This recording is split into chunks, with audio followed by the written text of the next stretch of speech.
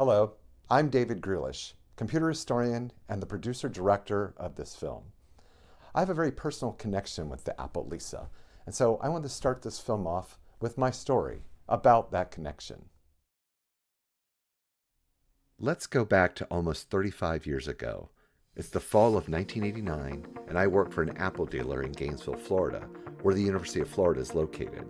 I had also worked at a few other computer stores before, as well as Apple dealers. By this time, though, my mind was made up that the future of personal computing was with the Macintosh. At least that's what I wanted to buy. The store I worked at was called Mini Concepts, and after I'd been working there for a while, I asked about buying a Mac with my employee discount. My dreams were dashed, however, as I found out that I had no hope in affording one. Even with my discount, which was modest, it would have cost me about $1,600 for the cheapest Mac system at that time, a Mac Plus with a generic external 20 megabyte hard drive. That's equivalent to about $4,000 in today's money. So it might as well have been $10,000, $20,000 in 1989 to my 25-year-old self. Well, one day a customer brought in what sort of looked like an oddly larger Mac into the store to be serviced. I was sitting at a computer across the store from the entrance, and I saw this guy struggling to carry the computer through the front door.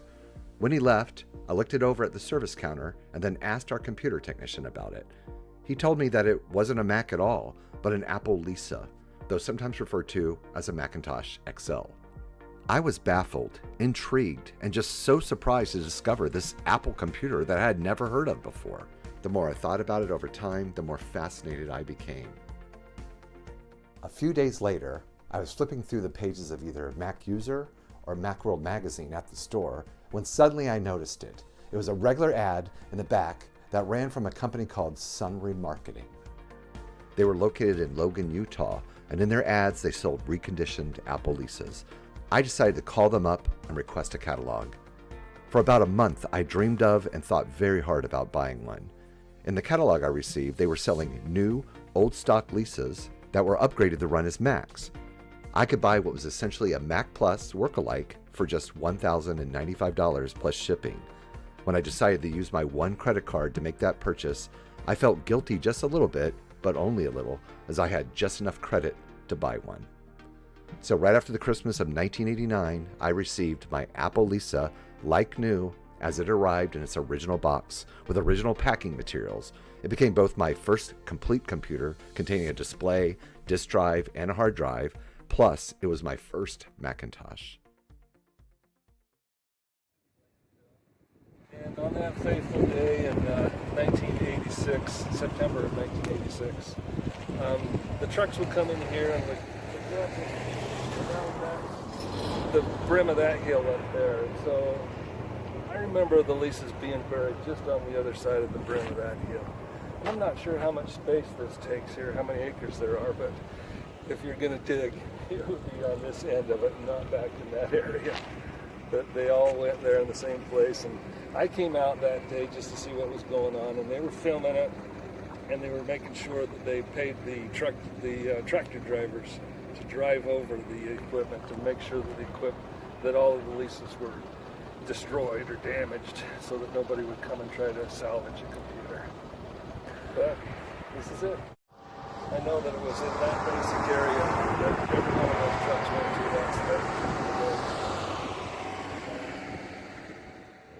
On that particular day, none of these buildings existed. They had an entry point, but it was just a shack at that point. And so these are all new buildings since then.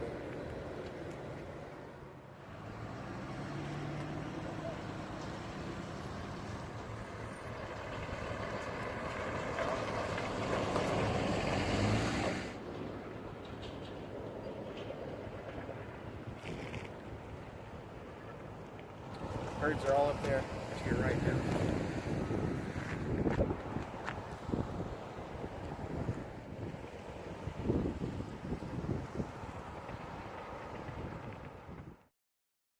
I knew about the Lisa before, obviously before the Mac was out, but before I was aware of the Mac.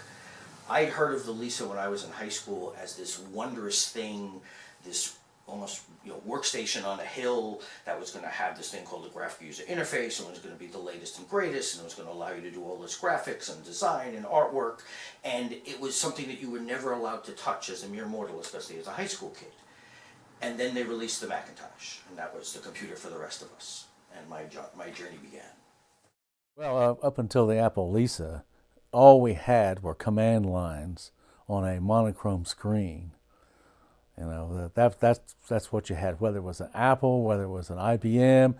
It was all command lines with all these arcane words and commands to make anything happen. And if you're doing a document, word processing, you had no way to easily highlight or italicize or change fonts. You had to use all these suffixes and prefixes.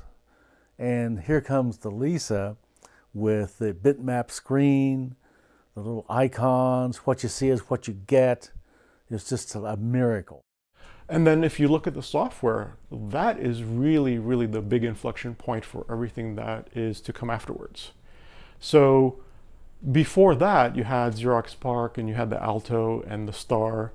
But with the Lisa, you actually, not only do you get windows and a mouse, you also get icons, you get menus, you get a lot of features that don't show up until much, much later, even in most recent Mac OSs.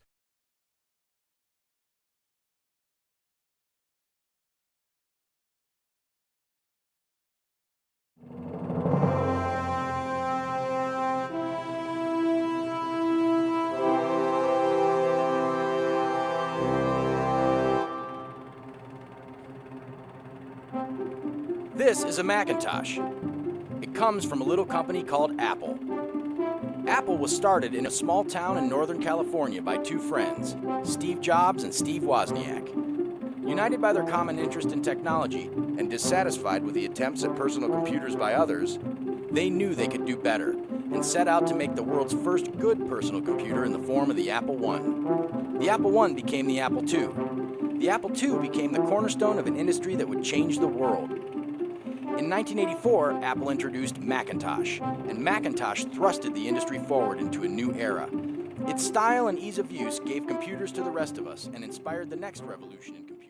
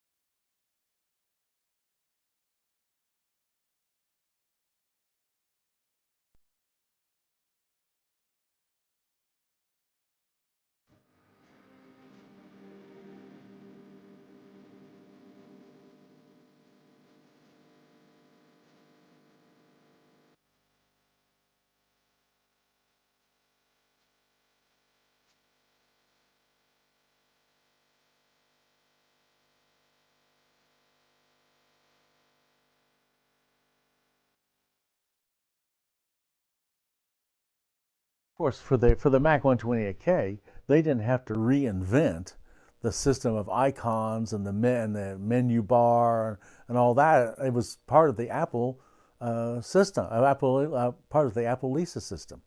So of course the Mac was a derivative of the Lisa. There's no way to get around it. It was absolutely a derivative of the Lisa. Raskin, was going to do something. He didn't want a mouse. Everything was going to be with keyboard shortcuts.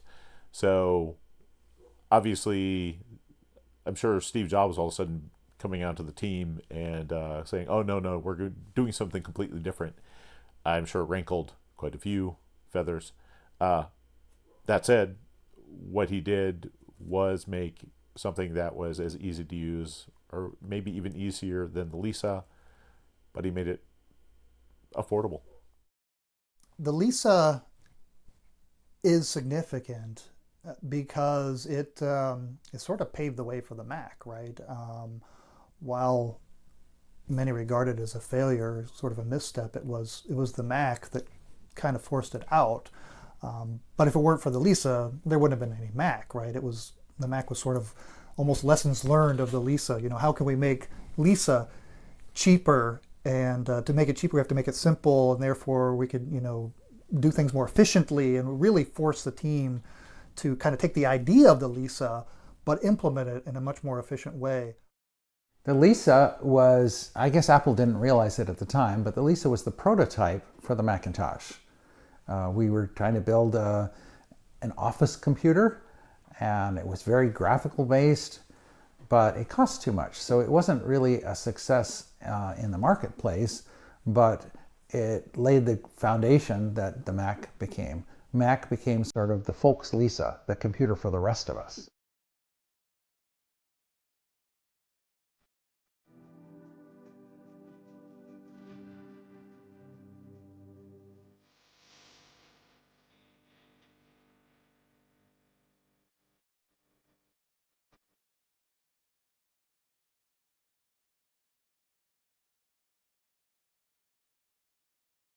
The Lisa was inspired originally by the Alto at Xerox PARC.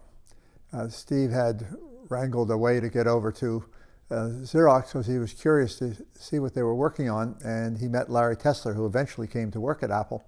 And he was absolutely fascinated by the idea that you could have a user experience that was graphical, because Steve's vision was that he wanted to focus on non-technical people. And non-technical people needed to be captured by the experience of using a computer, because they had no idea why would they even want a computer. And then he wanted the graphical user interface to be able to do things that were highly creative, like desktop publishing. The initial goal was to take advantage of the 16-bit processor. I knew that we were going to implement some very sophisticated software on that processor. So I pushed for the 68,000, above the Intel world, because of memory management. The fellow that was reported to Tom in charge of the hardware was really pushing for function keys, some things like that. And, we were trying to figure out, what the interface would really be for that could we create a new way of people operating on a computer? VisiCalc made Apple II successful. I mean, it took us from somewhat a successful company to a whole new level, right? The challenging, for us and Lisa was we were trying to do something that had never been done before, right? There were no books, there were no people to talk to, and so we were looking at pretty much everything. And then we did have the opportunity to go to Xerox because Xerox wanted to invest in Apple, and the same words were used, but it was basically you open the kimono at Xerox PARC and we'll let you invest. So there's a lot of stuff about that magical moment where Steve Jobs asked Xerox PARC to sort of open the kimono, as it were, and see all the secrets, and then they stole everything that they had. Well, that turns out not to be true if you're a historian. It turns out Apple actually paid for that visit and that technology. And it also turned out that Xerox wasn't really interested in that technology at all. And once I did, I was given a demonstration of something I had never seen before. Basically, there was a CRT, this tube, a bunch of wires coming out of it, sitting on a plywood sort of stand, and somebody put their hand on a little sharp-edged lucite box that had 3 buttons on it and had a cord sort of attached back to that device. And when they moved that little box on the table, something moved on the screen. And that was the first time I'd seen anything like that. Right then it just clicked in my head that this was the game changer. This was going to be the future of computing. And just that quick little demo convinced me immediately it was a place I wanted to be and something I wanted to be part of. Around the time Apple went public, maybe a few months after that, Bill Atkinson and I become Apple Fellows, where I did the early prototypes of the 68K and the development tools. Bill was really kind of my customer, in addition to all the others. But Bill was doing all the graphics and all the screen-related stuff, all the pull-down menus and things. So what happened was Bill and Steve and I had gone up to Xerox PARC, I want to say late '79. Maybe Bill can tell you exactly when it was. And, we saw what they were doing in terms of screen and menus and WYSIWYG and all that. Xerox did a ton of research into human-computer interaction, graphical user interfaces, WYSIWYG document editing, laser printing, networking, with a machine called the Alto at Xerox PARC starting in the early 70s, 1973. And the Star is the culmination, or a culmination of that effort into the Alto was never a commercial product, but the Star was their first commercial endeavor into creating an office, the office of the future. It was envisioned that the Star would be one of many computers in a given office, kind of centered around laser printing, which was really Xerox's bread and butter.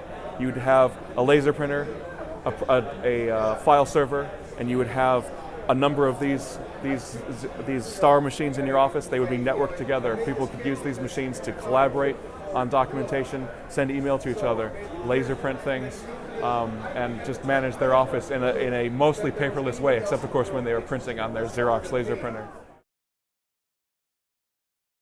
The Star, I mean, you were looking at $16,000 to get into the Star interface minimum in 1981-82 because the Star basically ran with a network. So that it was sold with file servers. It was sold with big workstations that drew a lot of amperage. So it was purchased by government and banks and people like that. Whereas Lisa was targeted not necessarily at those organizations. It was targeted at kind of a business, a medium-sized or small business, where you wanted a system on your desk for one user. Bill came back to Apple and started imitating it, right? Steve got excited about it. Bill really got excited, and Bill's, starting to prototype the menus and things. And I think the thing that really caught fire was simple things like the pull-down menus, right? And so Bill was working away on that madly. We just saw some stuff that we've been thinking about, and in a sense we saw, the future of what we would like Apple to look like, and we'd like to bring it down from a $40,000 computer down to a smaller computer. After the UCSD Pascal system shipped on the Apple II, Steve Jobs asked me to go work on this new project called the Lisa. And I had ported the graphics for the Apple II into the UCSD Pascal system, so I got to work on the graphics for the Lisa. And I was the main user interface guy and graphics guy for the Lisa. Well, some of the very early designs were that it would be more graphically oriented and would use a full bitmap display. On the Apple II, you could kind of put a character in a location, or they did have something called high-res graphics that was kind of a bitmap display, but it had its limitations. And the display on the Lisa would be full bitmap, and we wanted to be more graphically oriented. And one of the things that I had to do for that was figure out how to make that performant enough that you could actually do real applications with a full bitmap, where you had to set and clear lots more pixels to do any job. Initially, the Lisa hardware was going to be a bit slice processor custom to Apple, and nobody else in the world would have one that had the same instruction set. It would be, custom bit slice. And Rich Page saved the day because he found that Motorola had gotten good silicon on the first turn on the 68000, and which was a beautiful processor that had a big wide address space, and he pretty much drove the decision to switch over to the 68000. It was fast enough that optimized assembly language could do the job fast enough that you didn't have to go to some fancy bit slice processor to do it. The Lisa was really the environment where Apple could experiment with what Steve saw on the Alto, which was object-oriented behavior, where you could have a window and a panel come up in a dialog box. They would be objects. They would be attached to tasks in the background. They would have their own functions. So the complexity of the Lisa OS was a multitasking system, a true operating system. The Mac, which was in some sense cobbled together more quickly to run off of a floppy drive, wasn't multitasking. It wasn't object-oriented. It was a single application. So the Mac, in a sense, is an afterthought on the full architecture of the Lisa. I think a lot of people think the Lisa is a failed platform. It's a computer that came out and was a big flop and it meant nothing to history. And I actually don't think that's true. I think particularly when you look at the software in the Lisa, so much of what's there, of course, informed the Mac, but there are also things that I think only now we're really thinking through and bringing into modern software. One of the things I think about when I think about the Lisa and its software is the error messages, which seems like a maybe silly thing, but the Lisa just has these excellently written, friendly, descriptive error messages. It's not error code 603, operation failed. It tells you exactly what's wrong and how to fix it in friendly terms that anybody can understand. What I have here is a binder of Polaroids that I took from my Lisa prototype. There were only a few prototypes. I had one at my home at the time I lived in Santa Clara, and I would work on user interface issues. I'd take a Polaroid picture and I'd get on my motorcycle and I'd drive out to Apple and show people there. And so there was this kind of back and forth about the user interface. And I ended up with a bunch of Polaroids kind of documenting the piece by piece evolution of the Lisa user interface. This one shows the first characters on a Lisa display, and they are proportional width. That is, so we were used to on the Apple II, characters, an I character and a W character were the same width, and it was kind of lumpy. But now we could have, because we have a full bitmap display, this is a font that I handmade and wrote. So here I worked on, I redid the line drawing algorithms to be much faster. I worked out a polygon fill routine so that we could make things like filled, in this case, pie chart things. I did three-dimensional graphics things, so mapping 3D coordinates into a 2D and drawing shaded things. So this was the initial Lisa user interface with black background and the soft keys. We started playing with windows. This is the very first windows on Lisa. This was not a window manager. It's just some one-off code that I wrote to draw some overlapping windows. What does it look like? because we were still using the full width and the hardware scrolling due to pointers. But when you start wanting to put things in Windows, you can't use that anymore. So how to deal with desktop clutter? And we thought, well, let's introduce something called a tray. You know, in a physical desk, you have inboxes and outboxes and some kind of trays that you organize your work in.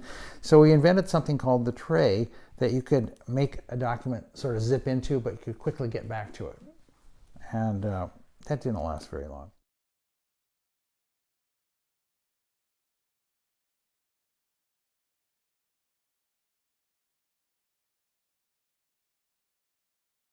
It wasn't until January of 1983, I still had not joined Apple. Steve and I were meeting almost every weekend for 5 months as we were getting to know each other, either in the East Coast or Silicon Valley.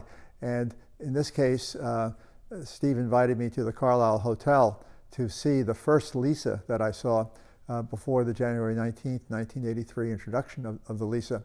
And I was very impressed. And I got to see it at the same time that Steve was running a sneak program, John Couch was running a sneak program to show corporate potential buyers, you know, what the Lisa was, and everyone was impressed because they'd never seen a computer like this before. The thing about the Star and the Alto being the prototype of the Star that, you know, eventually was sold, they tried to build what became later as a workstation, and workstations didn't exist back then.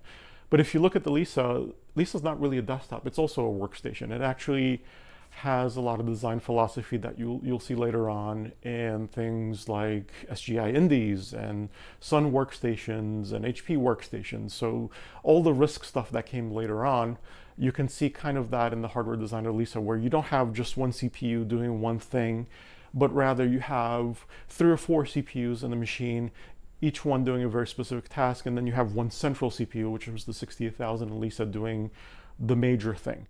And it's designed to be used by one user, not a whole bunch of users, even though it has a memory management unit, which, you know, things like the original Mac did not have.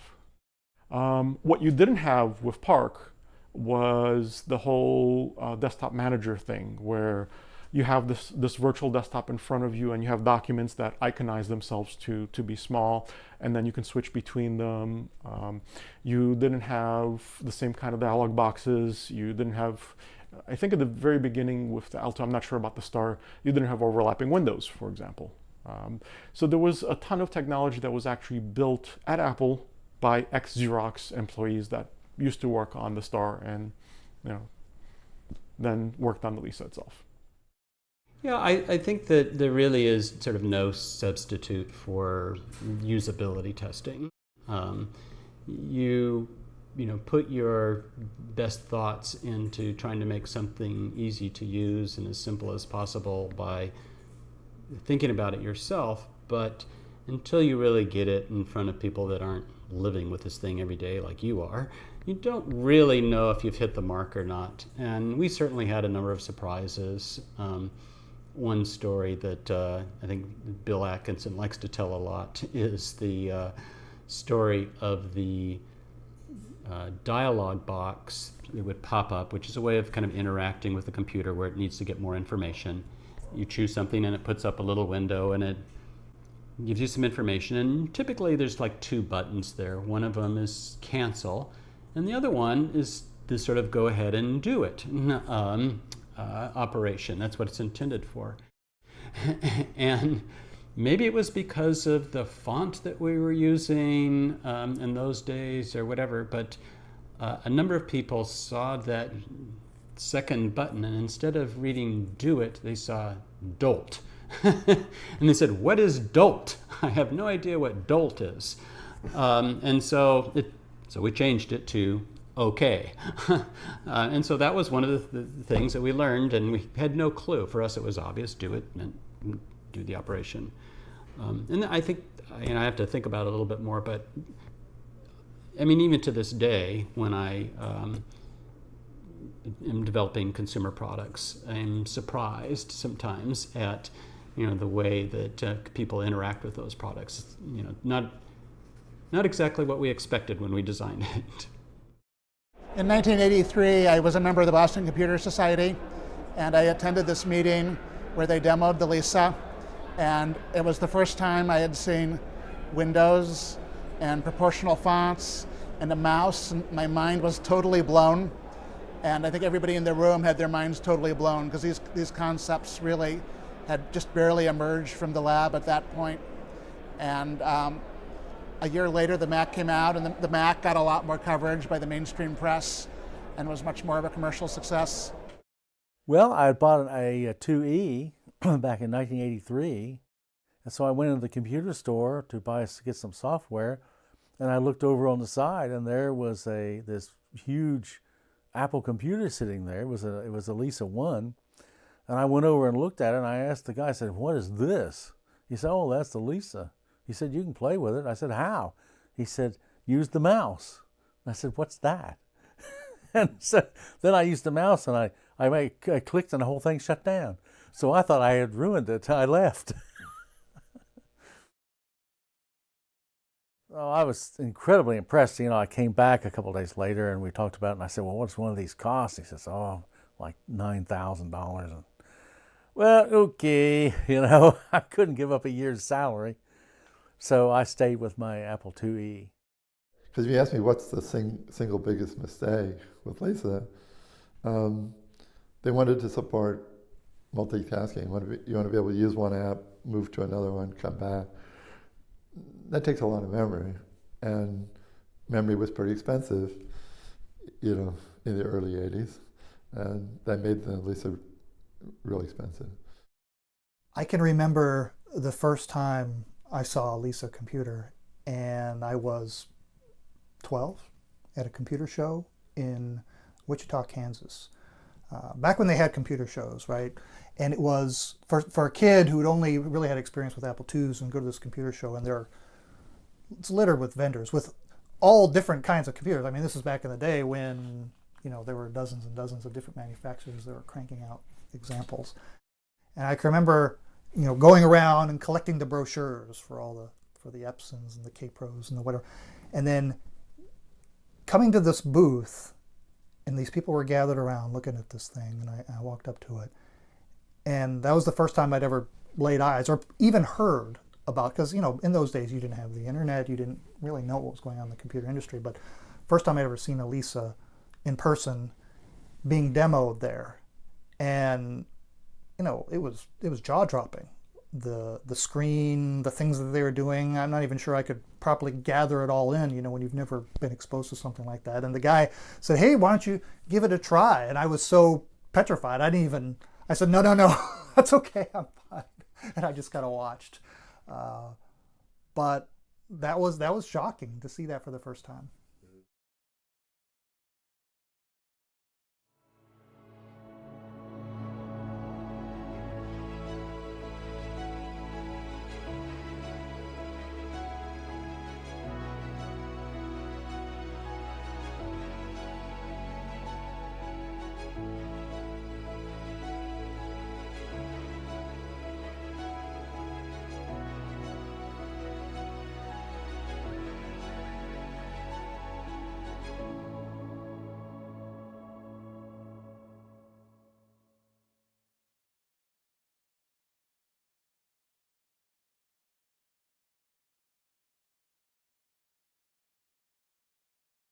All right, so I'm sitting here in front of two of the pieces of equipment in my collection, my Lisa 2 and an original 128K Macintosh. Both of these systems were for sale in 1984. One looks a little more sophisticated than the other one. Lisa again introduced the graphical user interface to computing. So this was the desktop, having an office metaphor. You have files, you have folders, you have a trash can to put things away, you have a calculator, etc. You had a mouse with a pointer to select things on screen, and you had menus, which gave you the choices of what you could do with the operating system or the document you were working with. The Macintosh now has a similar thing. You have a smaller screen in this case, but same idea, black and white graphical user interface, mouse works exactly the same way, menus to choose what you can do with documents. There is no hard drive in the first Macintosh. There was no hard drive in Macintoshes at all until about 4 or 5 years after the product came out. The Macintosh shipped with one floppy disk. If you had enough money, you had two floppies, and you could save your data on one drive without putting it in the other one. If not, you swapped floppies a lot. The Lisa 1 had an external hard drive that sat on top. The Lisa 2 has the hard drive inside, or you can get the drive that sat on top. So it had a hard drive back in 1983 when hard drives were the size of things that typically went in the cargo sections of airplanes. So much easier to save your work and not have to swap things. The Lisa is interesting in that it uses a metaphor called a document-centric model. Apple played around with this in the Macintosh in the mid-1990s with something called OpenDoc, for those of you who are real geeks and remember this thing. With a document-centric model, you're working on the document as your main item, and different programs can use it depending on what you need to do. If you need to use a graphic part of it, you need to use a word processing part of it, etc. The Macintosh has a program-centric model. You run a program and it opens a file, and you do things on that file, and then you save that file. You're running a program and you create files with the program. With the Lisa, you're working on a document and the program works in the background. Well, it was very important when we introduced the first Macintosh that we be able to explain, where did Lisa fit into all of this? Because the Lisa sales were not doing well at all. And so we incorporated the same 3.5-inch disk drive that we had in the first Mac, which is a Sony disk drive, into the Lisa. We dropped the price significantly on the Lisa. There was never any expectation that we would recoup any of the money. We knew that the development cost of the Lisa was so expensive, and even at its prior pricing, there was no way to recoup the cost of it, even the development cost. So we were essentially subsidizing it in order to keep the focus on the Macintosh, that the Mac was really the future of the company, but we didn't want to get people distracted by saying, well, you told us a year ago that the Lisa was the future of the company back in 1983, before I came to Apple. So we didn't believe that was going to be a fix long term, but we said in the near term, it at least takes the eye off of this difficult to explain. Why did we say the Lisa was the future of the company in early 1983, and then in 1984 we say, nope, the Macintosh is the future of the company. So people would say, well, then where does Lisa fit in?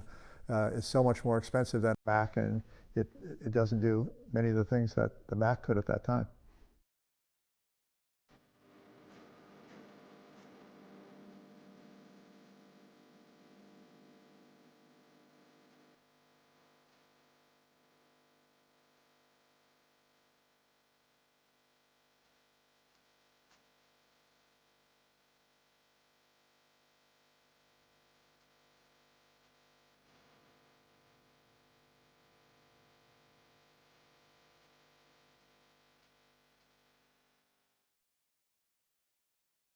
Was actually introduced as the Macintosh XL.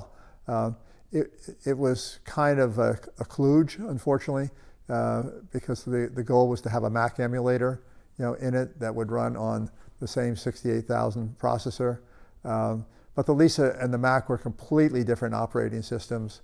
Most people saw through that, and the Lisa sales still didn't sell very well. I think the important thing, from my perspective, looking back on the Lisa, is that there were so many correct technical decisions that were made by the Lisa team. It's a superb technical team, but it was too early. Just like Newton was too early, the first Macintosh was too early. Apple was willing to take big risks and do ambitious things, but often way ahead of the curve in terms of what was possible with the physics. We just weren't at a point where microprocessors were able to do the heavy lift that they had to be able to do. So the Lisa actually had a really good multitasking operating system in it. Woz has told me many times, even in recent years, he said that the Lisa decisions on operating systems were actually much better than the ones that were made on the Mac, but the decisions on the Mac were made for a different purpose. Steve wanted to get a price point that could deliver a great user experience, And he didn't worry too much in those days whether he had, the right operating system. In fact, some people argue that there wasn't really an operating system. There were a lot of tricks, and some very clever engineers on the Mac group figured out how to make it look like a real operating system, but it was relatively thin in terms of its real capability. So over time, many of the ideas that were imagined and executed with the first Lisa found their way into the Macintosh.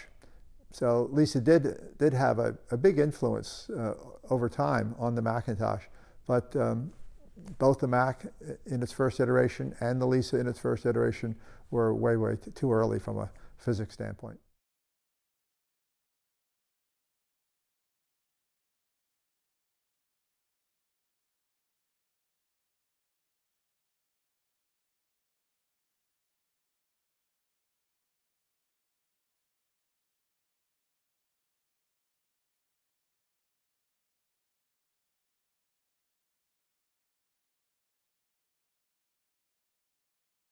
I have thought about that, and I wasn't there. I think Steve Jobs turning his attention from the Lisa to the Mac can't have helped. But quite frankly, it was a $10,000 machine in 1983. The price dropped a little bit in 1984, but still, we were talking. It was not something the average person could justify buying, and it's especially with Apple being sort of, even at that time, a computer that was supposed to be for everyone. It's a little bit hard to sell enough to actually make something worth it if you're $10,000 in 1983. As I recall talking to people, I don't think that Steve Jobs was the one who said, let's call it the Mac XL. I think that was a marketing strategy. The 2.5 had been discontinued. It was gone. The 210, it had the internal 10 megabyte hard drive, which they called the widget, of course, which sometimes it ran and sometimes it didn't run, and it would do crazy things. It wasn't very dependable.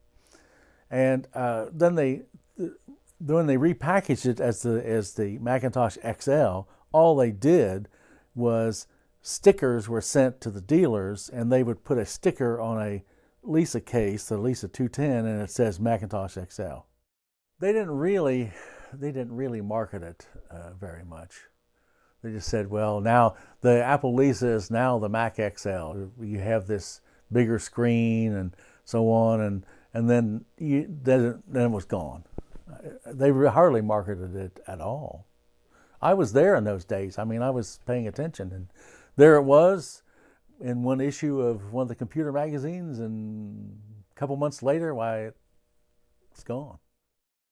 So, it was a 4 to 5 year effort to build this thing. And you put that much time and energy, heart and soul, and we really were working just crazy hours. Yeah, when it doesn't become the big, commercial success, yeah, part of you just sort of like, just feels, pretty bad about it. And especially when you think that,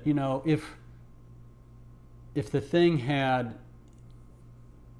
continued to be supported for a few more years, took advantage of the, Moore's law, the doubling of processing power and more memory and the prices coming down and stuff like that, the thing, potentially could have been a commercial success, right? But since we had this, parallel activity with the Macintosh coming, into play, it made more sense to go with that. Even though, in a lot of ways, as I said before, it was a big step backwards. You could only run a single program at a time on the Macintosh. And then some remarketing stepped in. My relationship with Apple started when I was in college. I filled out an application that I saw in a magazine that said become an Apple computer dealer. And nobody came to see me. I just filled in the application. They sent me a letter back saying you're approved. This was 1978. And so at the time, my first order was, minimum order was 6 Apple IIs.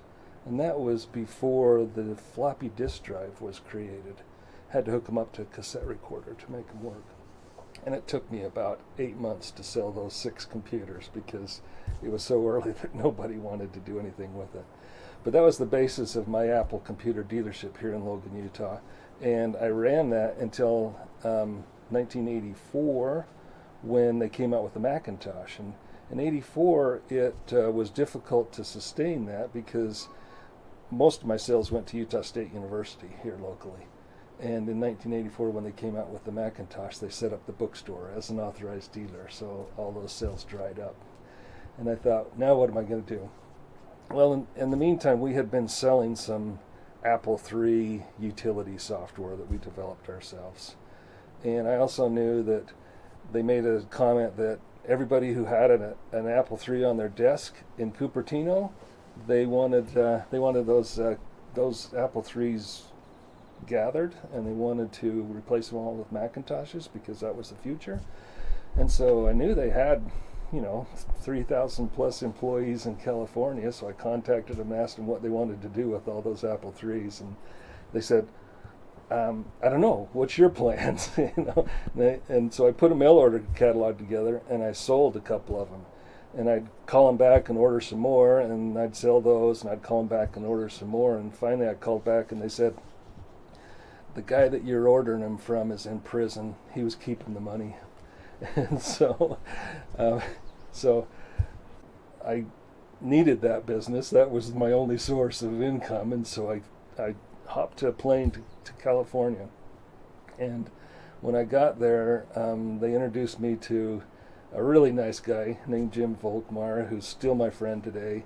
And he said, what's your plans? And he basically just listened to what I had to say and supported it, and ended up giving us about 3,500 Apple IIIs on consignment. As we sold them, then we'd make a payment to Apple. And Bill Campbell called up one day and he says, you must be doing a real good job because we give your phone number away every single day and they never call us back. And I think he was just trying to butter me up because he says, now I want you to take these leases. And I was a whole lot less familiar with the Lisa than I was with the Apple III. I knew that we had a lot of service challenges with the Apple III, and I read about how many challenges we were going to have with the Lisas. And, but it was a consignment deal, so I didn't see that there was a whole lot of risk in it, and agreed to it.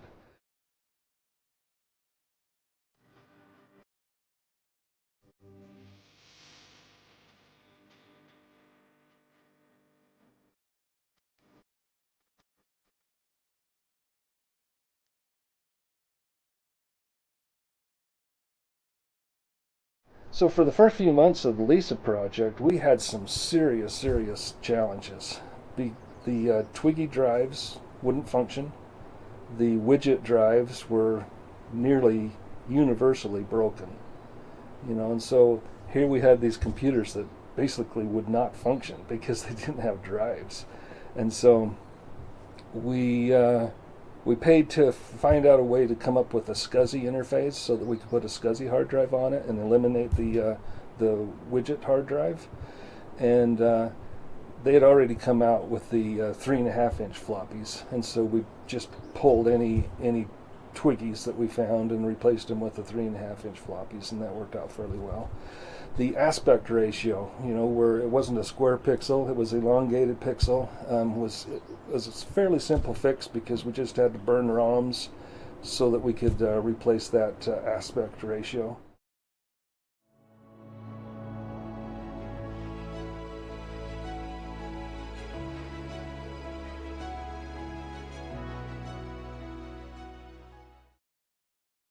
Apple came up with the ROM for the aspect ratio, but to do it on the Lisas that we had, we burned ROMs, just in a ROM burner, and made that modification on the Lisas that we sold. And that kind of made them sellable, but they had MacWorks as a bootable environment so that you could use your Lisa like a Macintosh. And that's where all of our demands were. They wanted to use the Lisa like a Macintosh.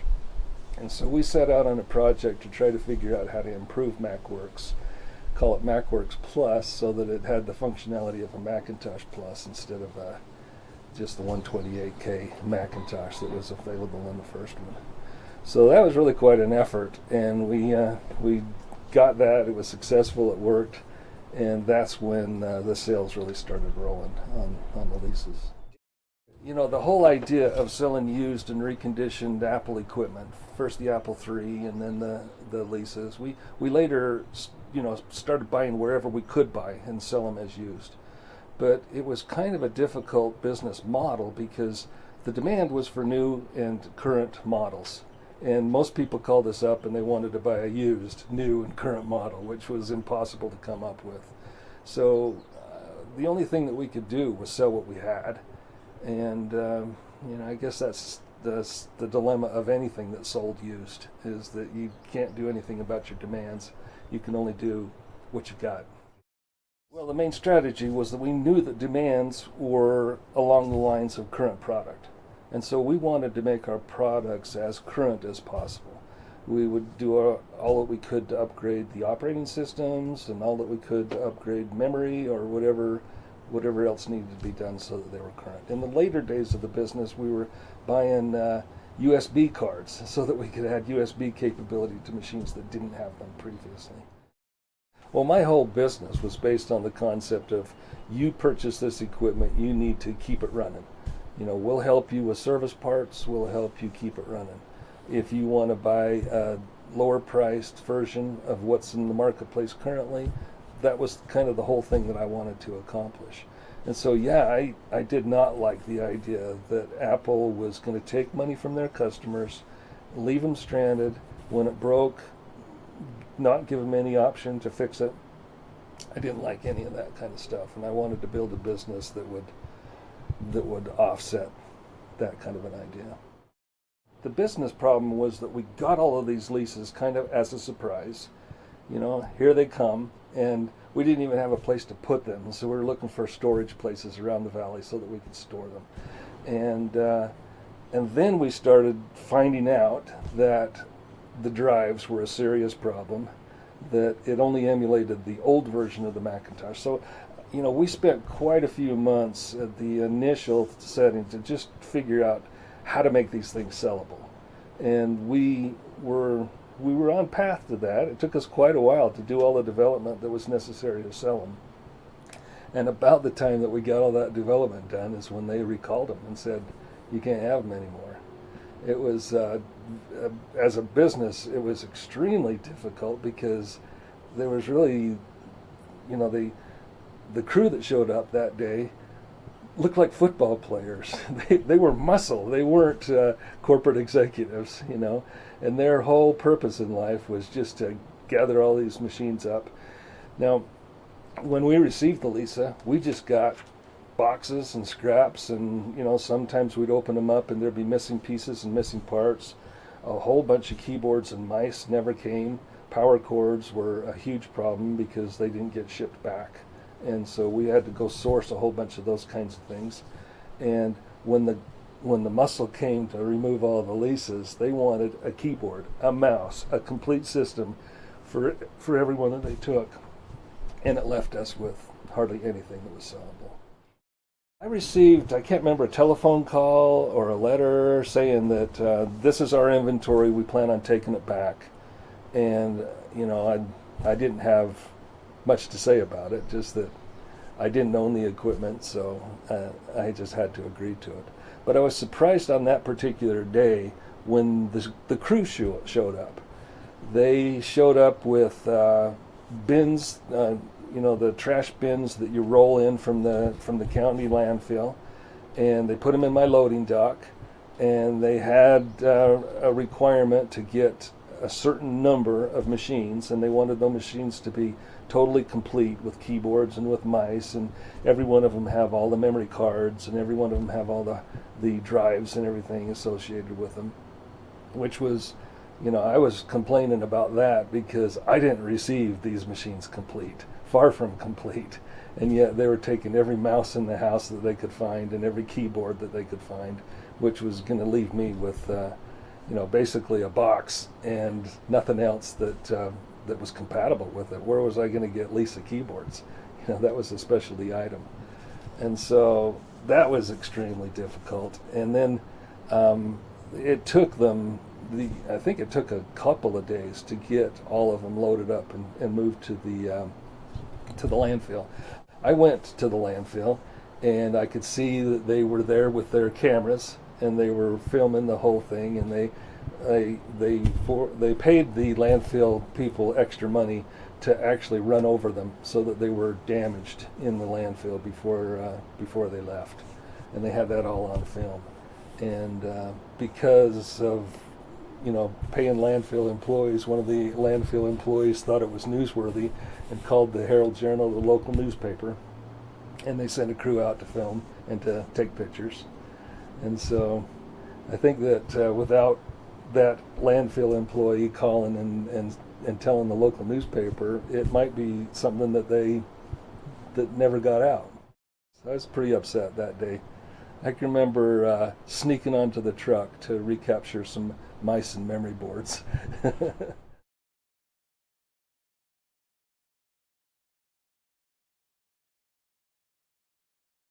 Well, somebody said something about recouping tax credits, but I don't think that made a lot of sense. Maybe they had some imports for some of the components that they could recoup tax credits for, but no, I think that this was purely a ploy to get them off the market and not to have to compete in the Macintosh world with themselves. Steve Jobs was instrumental in this whole thing, and he was I think it was before he left. Yeah, I know that I had some other people tell me. I didn't have any direct correspondence with Steve, but I had other people tell me that he didn't like the idea that they were selling anything used. He thought that everything used was competing against the new.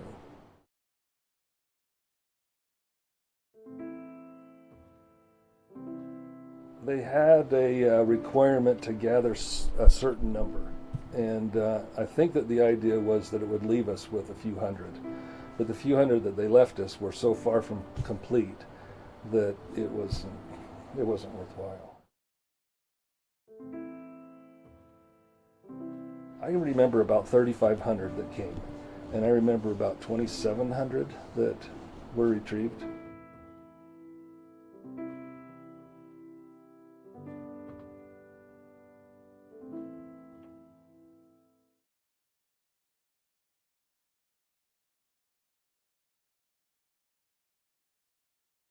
We became known a little bit as somebody to go to if you're interested in the collectibles. And we tried to, bill ourselves that because we felt like there was a little bit of market demand that way. But yeah, I knew that because of the rarity of them that they would have some collectible value. And it seems like the first customers that had that kind of interest came from Japan at the point when we still had some inventory from Japanese customers. Yeah, there's people that were productive with it. Mm-hmm. One of my favorite stories is that when I first got leases, I was approached by Stephen R. Covey, the author of 7 Habits of Highly Successful People. And he was interested in writing a book, and he had a seminar that he was teaching. And he said, I'll tell you what, I'll allow you to come to my seminar for free if you'll give me a Lisa. And so I gave him the Lisa. I loved the seminars. We went once a month for a year. And he assigned us a book in between each seminar, and he himself taught it. But anyway, the 7 Habits of Highly Successful People was written on a Lisa.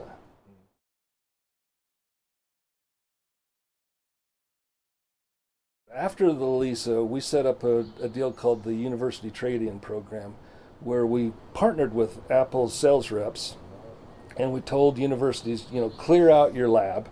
We'll buy it all back, and and then the Apple guys will replace it with new product.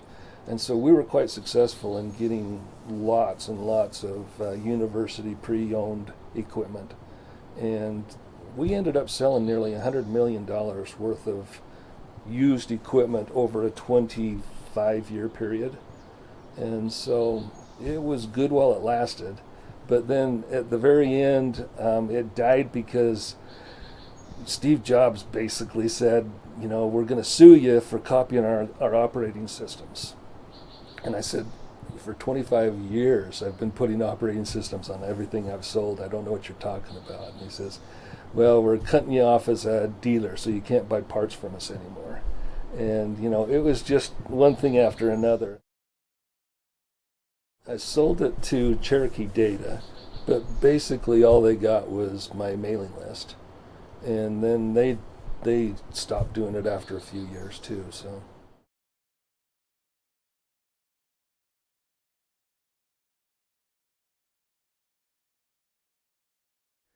And then I guess the last big deal was I contacted Sunray Marketing when they were starting to get out of the business.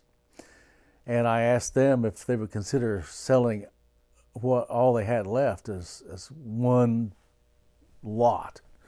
And so they agreed. And so we came to a price, and then they shipped them. I had them ship them on a tractor trailer, several pallets of them. And so I still have like about 30 leases left. I guess at my height, I must have had 150 or at least that many. I had so many of them, I had 2 storage units rented where I had leases, nothing in them but leases and Lisa parts. They got into trouble with the Lisa because of the $10,000 initial price. I think that's sort of killed popular interest. It was the military, the government, banks, businesses, and universities that bought the leases. A normal person would not come out with $10,000 to get one. So I think that although there was a rise in its popularity when it was offered for $1,000, it was really too late for it. And all the enhancements that had been envisioned for it were canceled. You know, upgraded processors, upgraded screen, upgraded memory, upgraded capability. That was all dropped. And so it didn't, except for independent engineering companies that, you know, like James McPhail up in Canada with Sigma 7 systems, you know, there was the accelerator, and then MacWorks Plus 2, those came out, and they sort of kept the Lisa up to date, but it wasn't any effort from Apple to do that.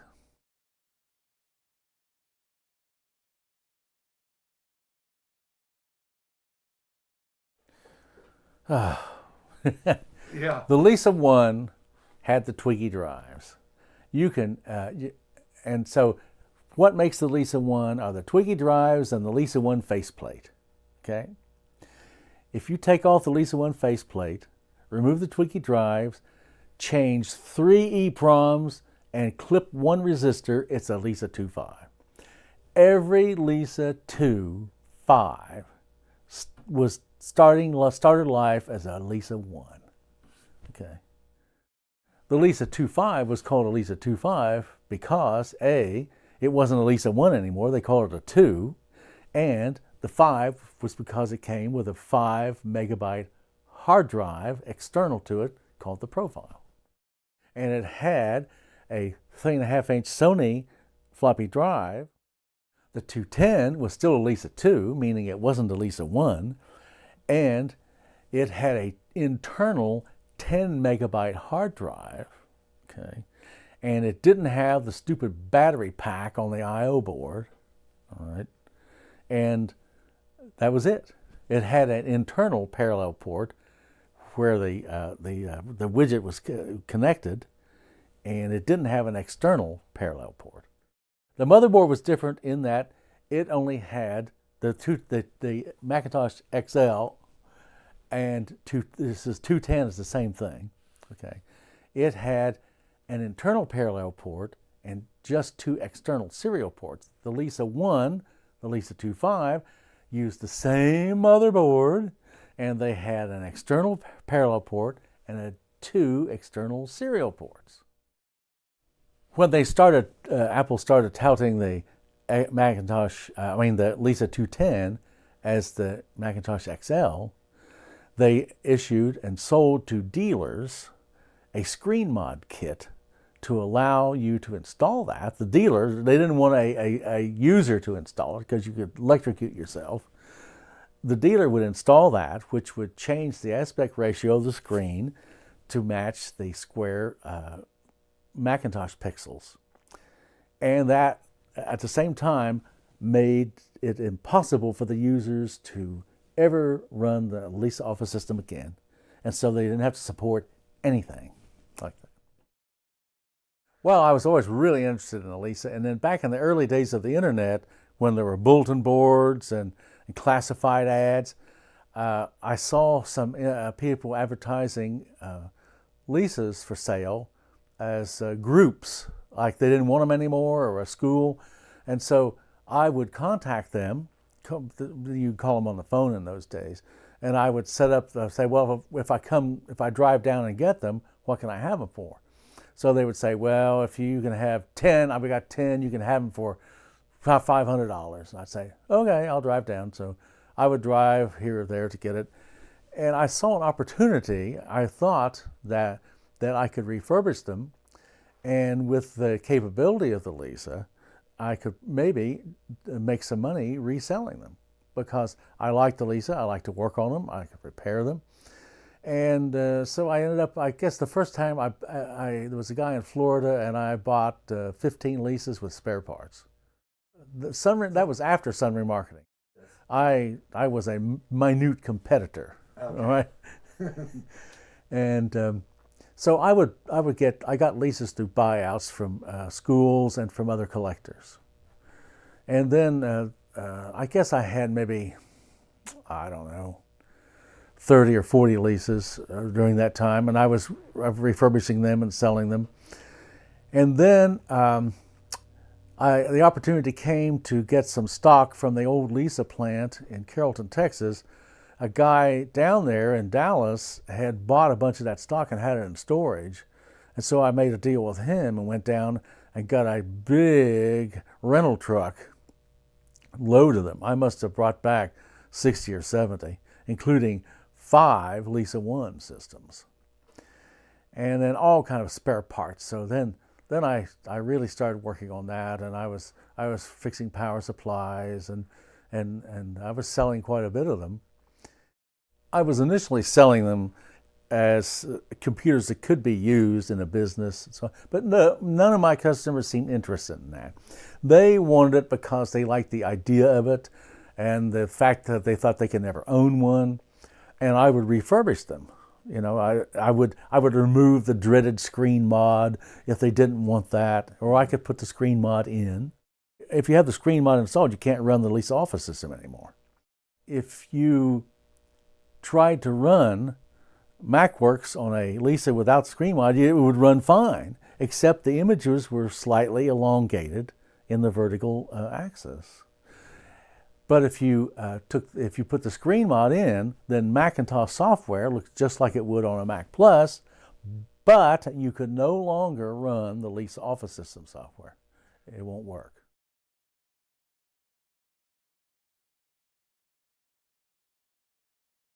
The initial ROM in the Lisas was for 400K, the 400K Sony drive.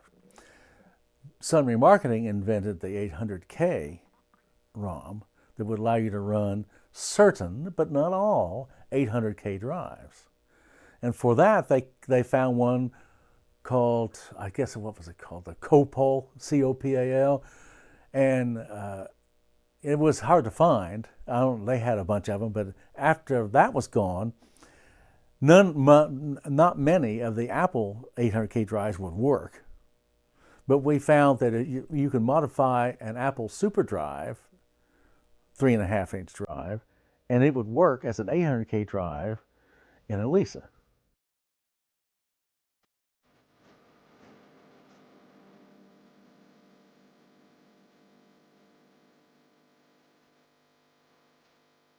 My customers, even from the very beginning, were not interested in having a Lisa as a work computer. They wanted it as a collectible. They wanted to be able to do as much as they could with it. They just liked the idea of having this seminal machine that was really the first a computer for the public that had the user interface and integrated software. In the mid to late 90s, I had enough leases that I wanted to try to experiment with upgrading to an accelerator or a MacWorks Plus 2. And there was an old Dayfax, remember the Dayfax company? They would advertise those. And I learned that it was James McPhail of Sigma 7 Systems up in British Columbia, Canada, who had done the work on those. And so James was definitely the genius behind all that engineering. So I contacted James and I told him, I said, I'm trying to get this accelerator to work and so on. And he was concerned that I was just trying to get him to help me make money. And I said, oh, no. I said, I'm trying to get it to work for a friend and I'm mystified. And so he said, well, okay. So he started helping me with that. And then I asked him about MacWorks Plus 2, which takes a daughter board, in fact, to run that. And it gives it really enhanced capabilities of, you can run System 7 and so on the Lisa. And then we started talking about how we needed a dependable mass storage device for the Lisa. All you had was the profile and a widget, and they were bombing out and wearing out, and sometimes you'd start them up and it sounded like a B-17 revving up, and it was they were just horrible devices. And so we both came up with the idea together of having a solid state device. And so James designed that on his own, the X Profile. He designed it and came up with some prototypes, which I tested here. And then we realized that if you wanted to install it in the old Profile case, that the Profile power supply was so unstable and erratic that the voltages varied all over the place, that you'd have to have a voltage regulator in order to install it in the Profile case. So he invented a voltage regulator board that you put in between the X Profile and the power supply. So you can use then an external X Profile with your Apple III.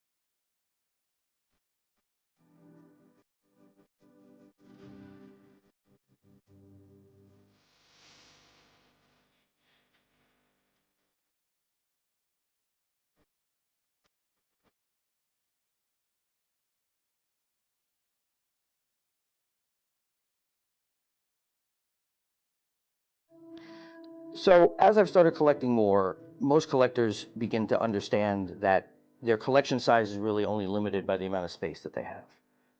There's a fine line between hoarding and collecting. I think everyone can agree with that for those of us who are collectors. I've limited things to Macintosh because that's what I've used as my personal system. And there's a lot of other people who collect other types of computers. You don't need to do everything. However, the Macintosh didn't come out of nowhere. The Macintosh came out of an effort to develop a computer with what was then a groundbreaking thing called a graphical user interface, desktop office metaphor, menus, windows, icons, the mouse, all of that. The Mac was not Apple's first product to do this. Apple's first product to do this was the Lisa. The Lisa was the first thing that the general public saw of what became the general paradigm for computing. The graphical user interface, having an office metaphor, having menus available, not having to type commands in on the command line. It was very groundbreaking. A lot of what happened subsequent to that wouldn't have existed if the Lisa didn't exist. And then by the time I started using computers, the Lisa was long gone. It was out of production, it had been discontinued.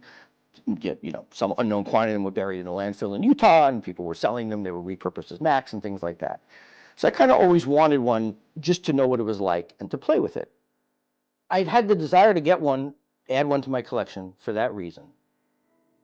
Even though I specialize in Macs, this is really this is the first Mac, if you will. This is the first system of this vintage, of this lineage. The Lisa operating system is not the Mac operating system. It doesn't work one-to-one. It takes a little getting used to. But it's the essence of that design. And the Lisa had things in 1983 that the Mac didn't get until after the year 2001. So as a Mac collector, if you really want to know where the Mac came from, it's impossible not to include the Lisa in your thinking. This is the coolest thing I have. So this is a Lisa 1 miniature that's been 3D printed by Charles Bagent.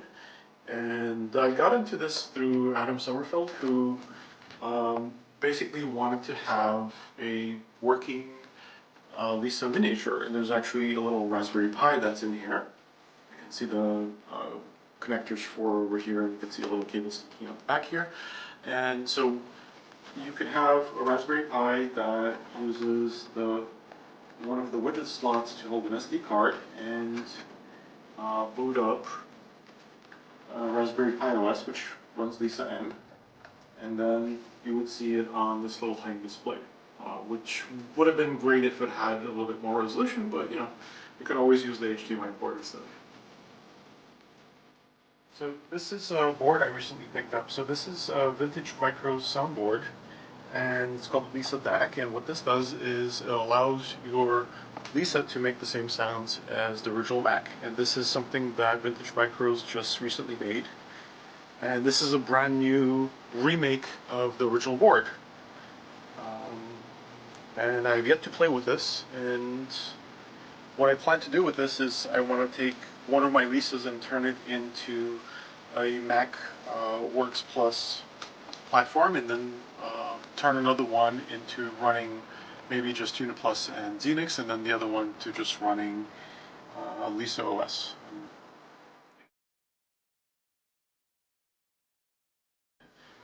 So this is one of the only rarities that I own for Lisa. This is a Seven Comics poster. It came out around the time of the Lisa 1. It shows this little nice pattern. You see the dots that were used in their marketing copy and their documentation, and then there's one comment for every one of the apps that they had. There's a little Lisa 1 with white screen there and the mouse.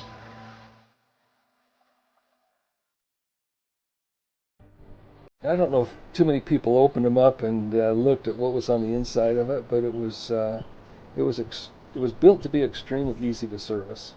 You could use a thumb latch to open the back. You could slide the tray out. You could pull any card that you wanted to, drop any card in that you wanted to. They don't make computers like that anymore. If you have a computer that needs service, you're forced into sending it off. And so, because it was serviceable, it gave us a little bit of the ability to sell.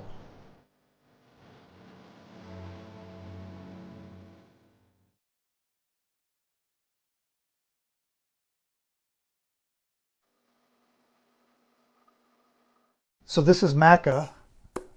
As I started accumulating computers, this was wasn't even a finished room, kind of a bonus room in the house, and eventually the computer just kept stacking up in big piles all over the places I got them in. And so at some point I decided, well, let me renovate the room, make it a proper space to sort of display everything, and get rid of the stacks. So there are, in this room alone, probably 150 or so computers stacked floor to ceiling on these shelves.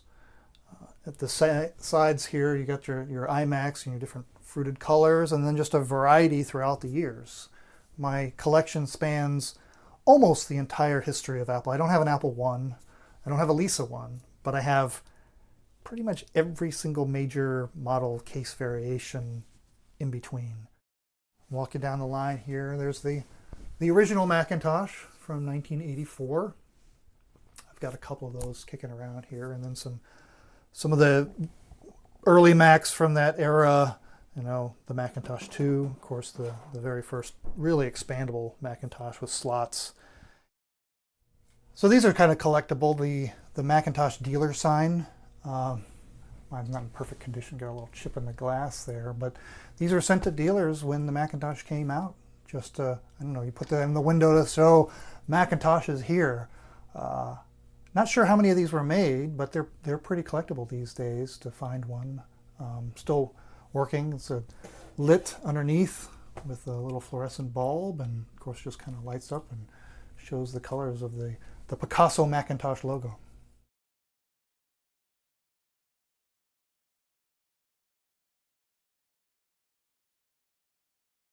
So this corner is sort of a junk pile of all things Apple.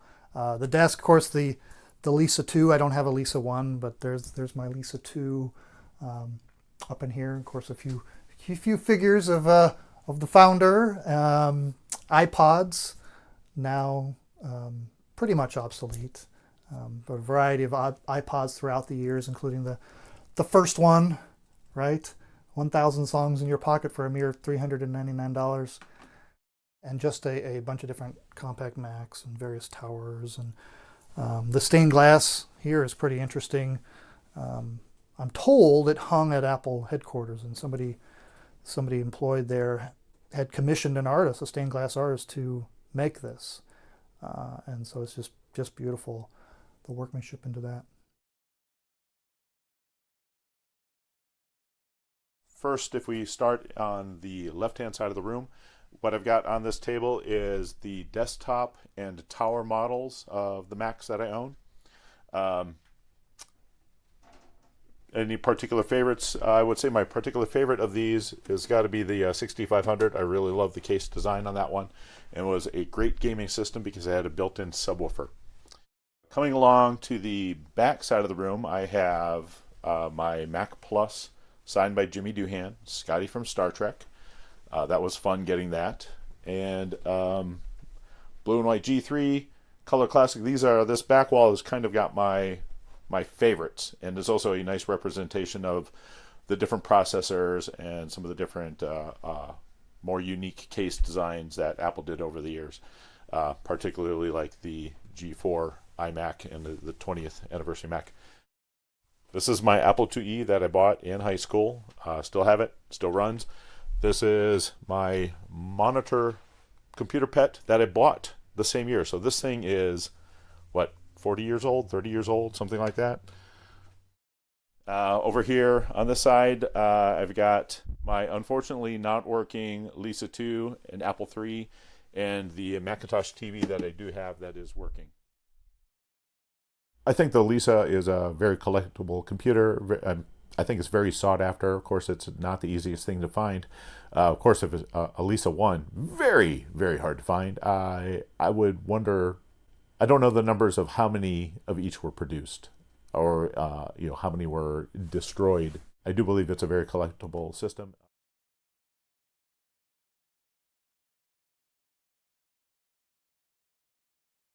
I would say somewhere between, depending on what it comes with, low end, really low end would probably be $1,000. I would say, if you're going to get a nice one, probably $2,500, $3,000. So what this is something quite curious. This is Gypsy, the computer oracle, which is actually a Ouija board. They couldn't use the term Ouija because that was trademarked. And you can see that it's showing a screen on either the Mac or the Lisa XL, showing the letters and numbers that your hands would be moved by spirit to spell out names or to communicate from the beyond.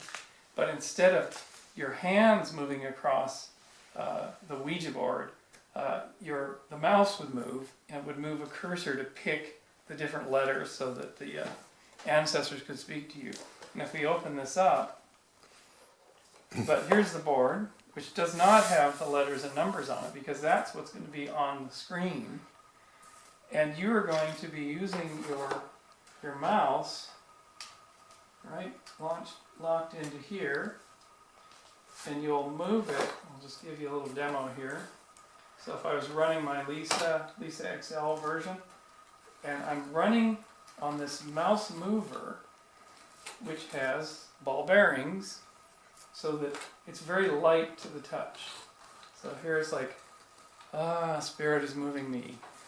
A, L, I, S, A. I am Elisa. So this mouse mover. So it's where spirit meets, tech. There's becoming finally cool for once. If you gave your heart to Mac and Lisa, here's your reward. So here is the Xerox Star workstation with a mouse, with an optical mouse on its pad, and a wonderful keyboard design where you can use center bold italics designed for document layout, big networked workstation, big hard drive, talks to servers, talks to printers, network attached printers. This is the Xerox Documenter system on the 6085. Sold in thousands of organizations. Big screen, 19-inch monitor. Pretty good for 1985. Full services, worldwide networking, Ethernet. Here's the modular design of the Star. Floppy drive, networking, removable modules. Really good engineering. But again, an expensive system for mostly larger organizations. Okay, so here we have some of the new boards that Sapient Technologies is producing. Actually, I build them, all of them. Here's the new Lisa 1.5, as we call it, I/O board. Call it that because you can use it as in the Lisa 1 or the 2.5. And you notice there's no battery pack corrosion that could ever be present here. It has a feature here where, see this jumper, you can switch, if you change the jumper, you can switch between the functionality for a Sony 3.5-inch drive or the Twiggy drives. When you switch to Twiggy, the R47 resistor is activated, and then it will run the part of the EEPROM that controls the Twiggy drive. All right, so there's that. Then here's the new CPU board. You can use either combo ROMs for to include Twiggy drive functionality, or what I have here, the usual H ROMs, which we see on all the more or less standard Lisa systems. Here we have a power on light, which is always useful to know when you're powered up. And there were some features with the Lisa that were never implemented for the ones that were sold. Here's a reverse video. You can switch from black to white as the backlit part of the video, and some of the programmers prefer the white background. So that was implemented here. Here is one of our new boards.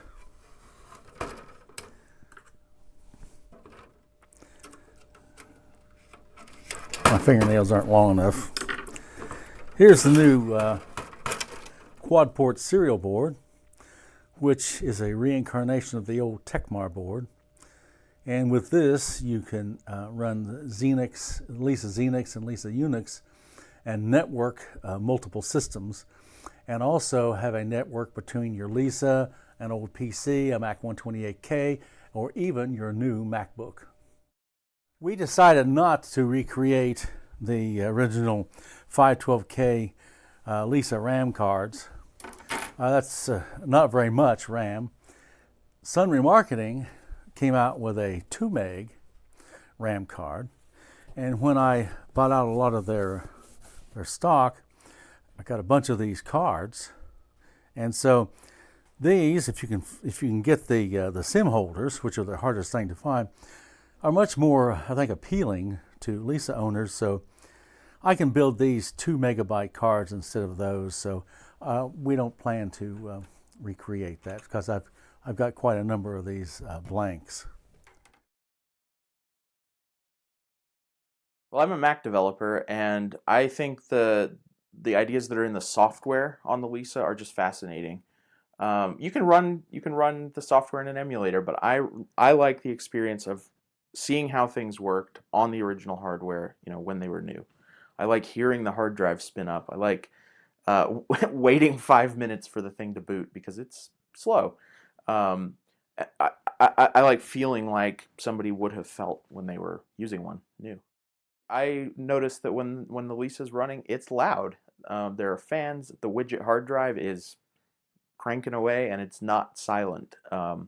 And I actually think that's interesting because even from the very beginning, Apple seemed to care a lot about silence. And I think the Lisa was such a powerful machine that they couldn't do it, right. They couldn't get what they needed feature wise in sort of a silent, fanless kind of computer. Yeah, I'm quite an Apple collector, so focused on the Mac and the Apple II. I like Next computers as well. I kind of consider those like honorary Apple computers. Bill and I were a little bit independent of Lisa and Macintosh, right? In other words, I was building some hardware and mostly software to support the 68,000 development, whether it be Lisa or Macintosh. And Bill was supporting the graphical user interface, first for Lisa, later for Macintosh, right? And so Bill and I were kind of in between. Now over time, he was a little more central to the Macintosh team, and I kind of stayed in the middle, which is a little awkward because, at some point there was a little bit of friction between the Lisa team and Steve, right? Mostly John and Steve, right? So, I worked at Apple for almost 7 years, and then I was at Next for almost 7 years. And I think I was the last of the Next founders to leave. Okay, so I kind of worked with Steve for 14 years. A lot of people didn't make it past 6 months with him, right? There's a long list of people probably that never made it past 6 months. So he wanted people that would be willing to challenge him and fight with him and argue with him. Now, he wouldn't always accept it, but that's what he wanted, right? My view was Steve was democratic. And what I mean is he treated everyone equally. Or if you're a little cynical, you could say he treated everyone equally badly. And that was kind of a problem because there was Steve, and then there were senior people, then there were less senior people. And the problem with the less senior people is they didn't have much experience with interacting with him. And so if he comes into somebody's cubicle and starts yelling at them, if they hadn't really had much practice interacting with him, it kind of scared them, right? And so one of the things that happened with the Lisa team was Steve just sort of treated everyone the same, and he went in to the team and interacted with some of them, and kind of yelling at them. And I think what happened was a few of them complained back up to John, and at some point, John made the mistake, I think, of sort of uninviting Steve from the project. Up to that point, the project had Steve's support and approval. At the point where he wasn't involved anymore, the project kind of lost his support. And I'm not suggesting he kind of fought against it, but I think he didn't support it as he did before. And I think that was unfortunate. You know, it's pretty clear to everybody that it didn't make sense for Apple to offer both of these products because they were similar but not the same. You know, the Lisa operated a little bit differently than the Mac, and so it, you know, and then obviously with the price point it ended up at, it, you know, was, you know, not selling and stuff like that. Although the same actually could be true for the Mac as well. The Mac came out quite a bit higher price than what was originally expected as well, and you know that was a, you know, a barrier for a lot of people. The Mac was a success from the start in terms of people understanding it was important and loving it, but it was not instantly a great business success. And Apple's initial projections failed to come true. I was $2,500, so it was pretty expensive by the standards of the time. And it took a few years for things like desktop publishing to emerge and become the killer applications that led companies to invest in the Macintosh. So even the Mac was not an enormous business success immediately. The Apple was still a successful company because the Apple II was so dominant. And I mean, it's pretty amazing that the Apple II dates back to 1977, but well into the 80s, it was still really successful and an important profit center for the company. And it lasted into the early 90s, which seems hard to believe now that a 1970s microcomputer could still be selling in the early 90s, but particularly schools were so standardized on the Apple II that they just kept buying them. I'm sure Apple did not expect the Apple II to still be the profit center it was for as long as it was. It probably expected the Mac to become the center of the business more quickly than it did. I love the fact that the Vintage Computer Festival exists. I got interested in computers in 1978 when I was in junior high school. And at the time, I kind of felt like I was a latecomer to computers because I realized they'd been around for about 3 years. And all these decades later, it's fun to think about the fact that those of us who were into them back then got to live a little bit of history, even though we didn't realize it at the time. I think we were just ahead of our time. You know, I used to have a philosophy in those days, which was code as if memory is free. And you know, I mean, you know, code lasts a lot longer than the hardware. Right? The hardware is kind of continually upgraded, but software, that you're right, tends to hang around. Why would we still have COBOL? Why would we still have some of these, you know, languages around? And maybe we just got a little bit ahead of the game. Maybe we were too ambitious in what we were trying to do. And I think, you know, I think with the beauty of Steve is that I think Steve, it wasn't as if Steve would think smaller, but I think he would have thought more consumer.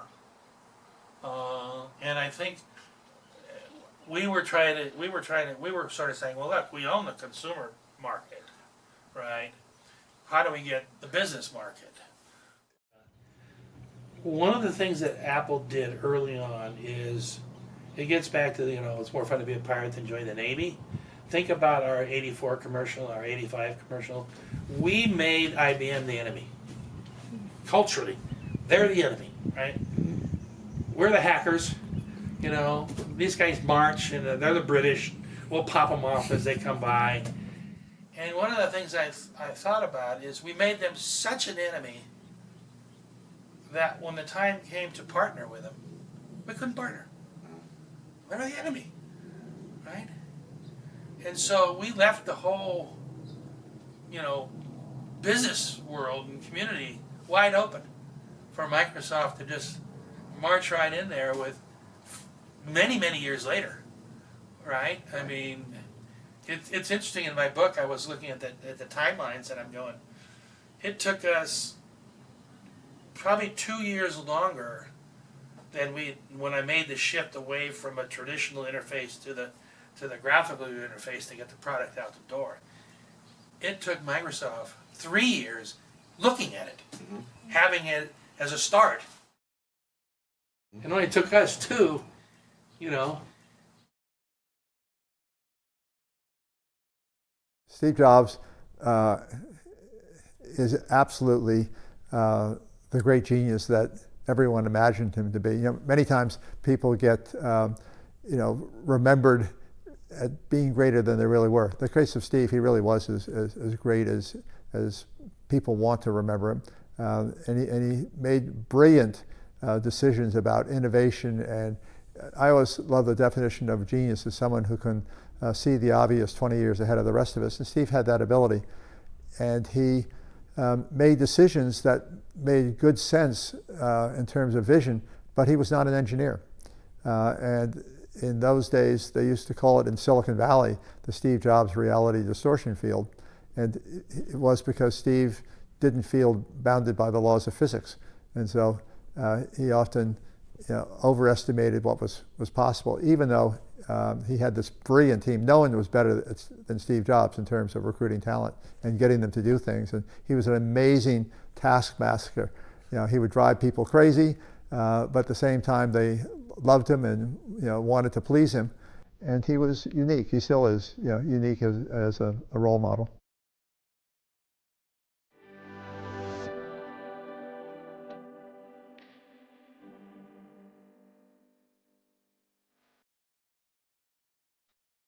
I never had second thoughts about canceling the Lisa. I don't think anybody else did. And fortunately, some of the engineers went on to do other great stuff at Apple. For example, Larry Tesler became the head of the Newton team. Larry Tesler was the one who worked with Herman Hauser at Cambridge University to develop the ARM microprocessor. This became the first low-powered floating point processor that is built into every smartphone device today, including iPhones and Android phones. So the talent that worked at Lisa either ended up at Macintosh or ended up on Newton.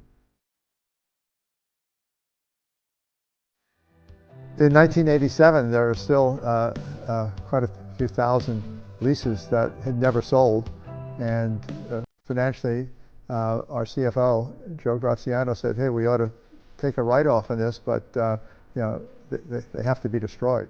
I think today those Lisas are probably worth many times what they sold for at list price, and there are a few of them in the Computer Museum, and there are collectors of the original Lisa.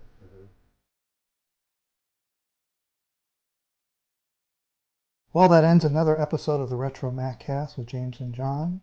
Until next week, remember, it's not old. It's retro.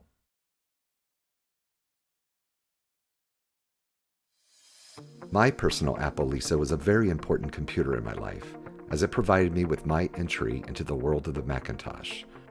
The story of the Lisa is the origin story for all of contemporary personal computing. It was essentially the mother of our modern computing interface.